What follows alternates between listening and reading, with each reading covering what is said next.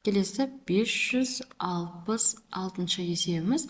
Пойыз 1 сағатта 40 км жол жүре отырып, 3 сағатта жолдың 5-тен 1-ін жүріп өтті. Жолдың ұзындығын табыңыздар дейді.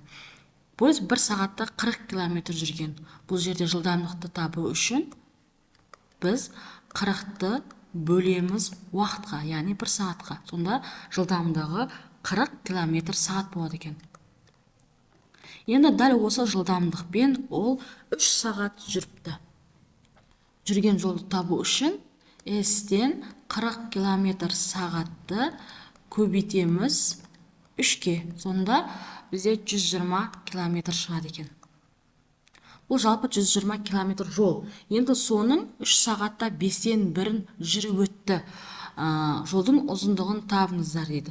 Ол үшін 120-ны бөлеміз 5-тен 1-ге тең 120 бөлшектің бөліміне 1 түседі де, алымына 5 саны шығады. Сонда 120 мен 5-тің көбейтіндісі бізде 600 километрге тең екен. Сонда жолдың ұзындығы жалпы 600 километрге тең екен. Келесі 567 есебіміз. Түс қағаздың бір орамасының ұзындығы 25 метр. Қабырғаға жапсырғанда әр ораманың 5-тен 1 бөлігі артылып отырды дейді. Яғни 25-тің 5-тен 1 бөлігін табу керекпіз. 25 көбейтілген 25-тен 1-ден қысқа артылып кетеді 1 метрден. Яғни әрбір жапсырған кезде 1 метрден артылып қалып отыр екен. Түс қағаздың қанша сантиметр қиынды болады? Яғни 1 метрде бізде сантиметрден сұраған 100 сантиметр қиынды пайда болып отырған екен. Келесі 568 есебіміз. Алдымен сымның 5-тен 2-сі, содан кейін қалған бөліктің 10-нан 7-сін қолданды. Сымның қанша бөлігі қалды дейді. Бастапқыда 1 бөлік болды. Оның 5-тен 2-сін қолданған. Қалған бөлікті бөлу үшін азайттық, ортақ бөлім 5 санынан болады. 5 азайтылған 2, сонда 5-тен 3-ке тең екен. Яғни 5-тен 3 қалған бөліктің 10-нан 7-сін қолданған.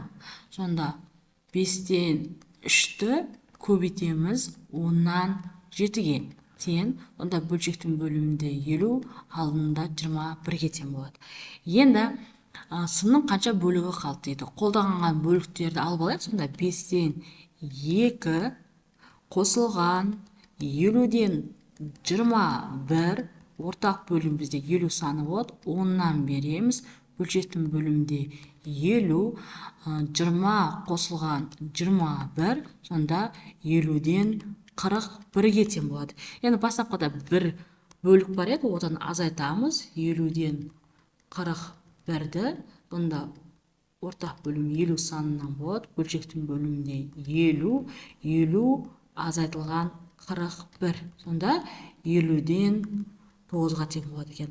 Сонда қалған бөлігі 50-ден 9-ға тең екен. Келесі 569 есебіміз. Матаның 4-тен 1-і қиып алынды. Одан кейін қалған матаның 4-тен 1-і қиылды. Матаның қандай бөлігі қиылды дейді.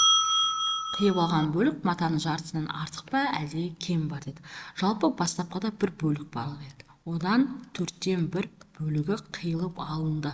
Ортақ бөлім береміз 4 санынан. 4 болады. 4 азайтылған 1-ден 4-тен 3-ке тең болады екен.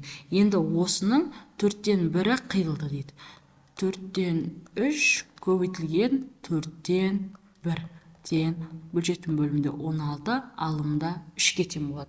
Енді қиылып алынған бөліктерді қосып шығайық. Сонда 4-тен 1 қосылған 16-дан 3 тең, 4-тен береміз. 4 қосылған 3, бөлшектің бөлімінде 16, 16-дан 7 болды. Яғни қиылып алынған бөлік 16-дан 7. Енді сұрап тұр, қиылып алынған бөлік матаның жартысынан артық па, әлде кем ба дейді. Бізде матаның жартысын 2-ден 1 бөлік деп алайық.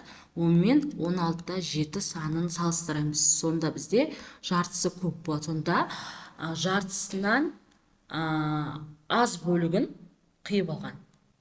Келесі 570-ші есебіміз. Дүкенге әр қорабына 6 кеседен салынған 60 қорап және кеселер санының 3-тен 1-не тең тостаған әкелінді. Дүкенге барлығы неше тостаған әкелінді дейді. 6 кеседен 60 қорап әкелген, ол бізде 360 кесе болады екен. Енді осының 3-тен 1-не тең тостаған әкелген. Сонда 360-тың 3-тен 1-ін табайық.